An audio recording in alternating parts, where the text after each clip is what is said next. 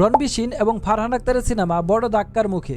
রণবীর সিং অভিনীত, ফারহান আক্তার পরিচালিত বহুল প্রতীক্ষিত ডন 3 আরেকটি বাধার সম্মুখীন হয়েছে। এবার সিনেমাটি আবারও স্থগিত করার যথেষ্ট সম্ভাবনা রয়েছে।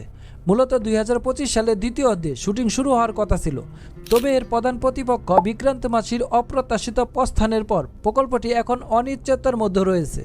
প্রতিবেদনে বলা হয়েছে যে শেষ মুহূর্তে স্ক্রিপ্ট পরিবর্তনের ফলে তার ভূমিকায় অতিরিক্ত এবং গভীরতার অভাব বোধ করায় মাসি চলে গেছেন। ডন 3 এর জন্য এটি প্রথম কাস্টিং বাধা নয়। এর আগে কিরিয়া আদভানি প্রধান মহিলা চরিত্রের জন্য আলোচনায় ছিলেন, কিন্তু গর্ভাবস্থার কারণে তাকে সরে যেতে হয়েছিল। অবশেষে ভূমিকাটি কীর্তি শাননের হাতে চলে যায় এবং সবশেষে বিপত্তি ঘটে যখন চিত্রগ্রহণ শুরু হওয়ার কথা ছিল। এখন মনে করা হচ্ছে এই প্রযোজনা অতীতে বারবার বিলম্বিত হয়েছে, আংশিকভাবে ফারহান আক্তারের ব্যস্ত সময়সূচির কারণে, 120 বাহাদুর এবং রণবীর সিংয়ের ধুরন্ধরের সাথে প্রতিশ্রুতির কারণে।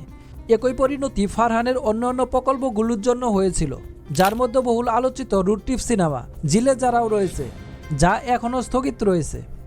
ইন্ডাস্ট্রির অভ্যন্তরীণ ব্যক্তিরা দাবি করেছেন যে ফারহান এখন আনুষ্ঠানিকভাবে রণবীরকে জানিয়েছেন যে ডন 3 আপাতত এগোবে না। প্রধান অভিনেতা এবং পরিচালক উভয়ই সময়সূচি সামঞ্জস্য করতে না পারায় পরবর্তী ডনের কিস্তির জন্য অপেক্ষা 2026 সাল পর্যন্ত দীর্ঘ হতে পারে।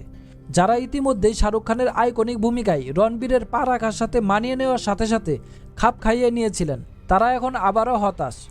ডন 3 পর্দায় আসবে কিনা তাও নিশ্চিত, কারণ তথাকথিত ডন অভিশাপ ফ্র্যাঞ্চাইজিকে তাড়া করে বেড়াচ্ছে।